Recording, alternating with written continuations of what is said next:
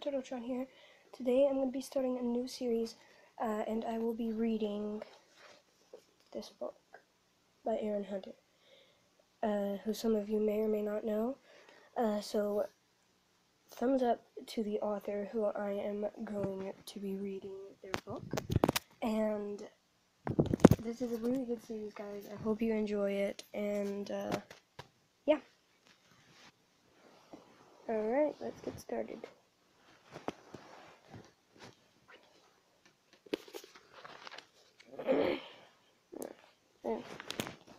Oops.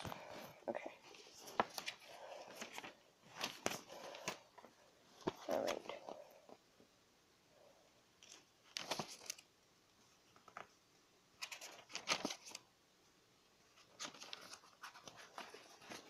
Here we go. Warriors. Forest of Secrets by Aaron Hunter.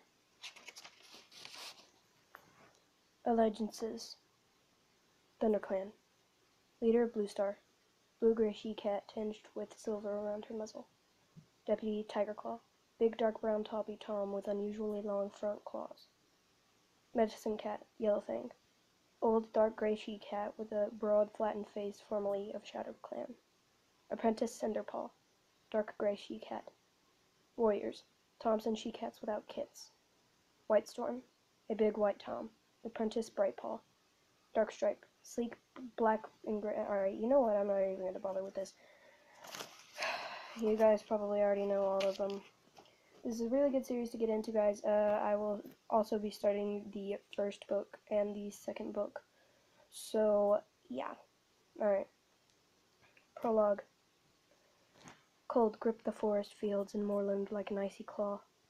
Snow covered everything, glittering faintly under a new moon. Nothing broke the silence in the forest except for the occasional soft rush of snow sliding from branches of the trees, and the faint rasping of dried reeds when the winds swept through them.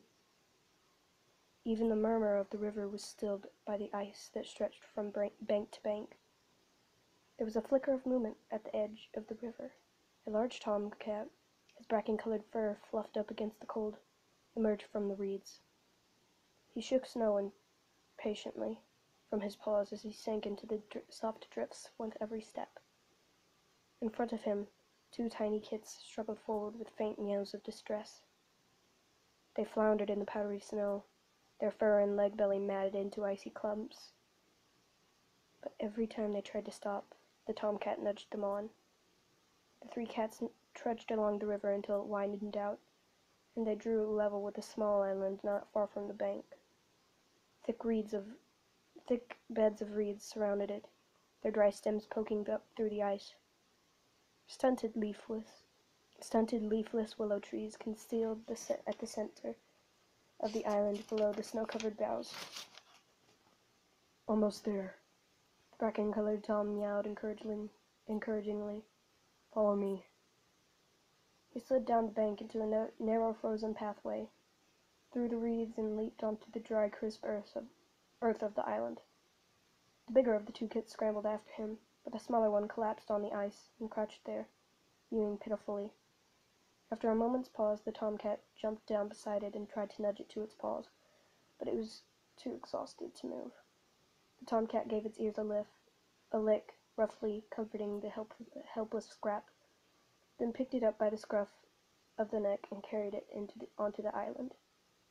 Beyond the willow trees was a stretch of open ground broken by bushes.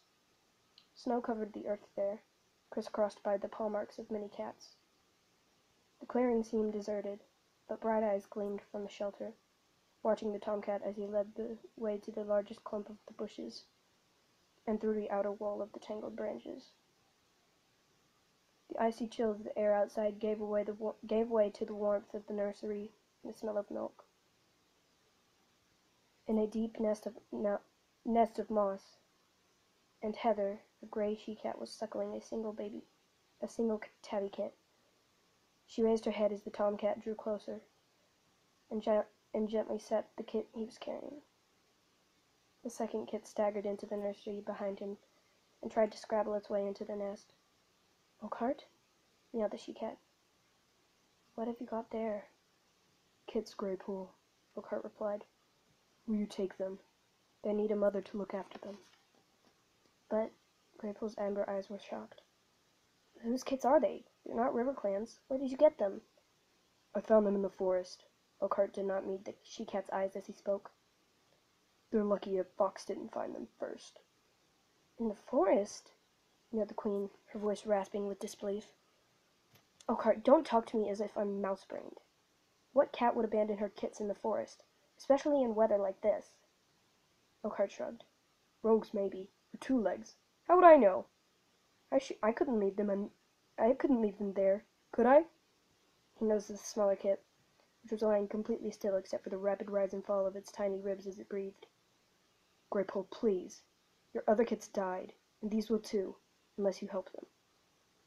Graypool's eyes clouded with pain. She looked down at the two kits. Their tiny mouths gaped pink as they meowed pitifully. I have plenty of milk, she murmured, half to herself. Of course I'll take them. Elkhart puffed out his breath in a sigh of relief. He picked up first one kit and then the other and laid them next to Graypool. She nudged them gently into the curve of her belly next to her own kit, where they began to suckle eagerly. I still don't understand, Graypool meowed when they were settled.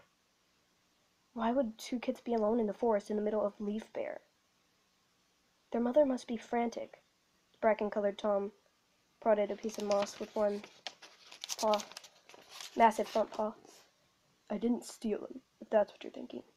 Graypool looked at him for a long moment. I don't think you did, she meowed at last. But you're not telling me the whole truth, are you? I've told you all you need to know. No, you haven't! Graypool's eyes flashed with anger. What about their mother?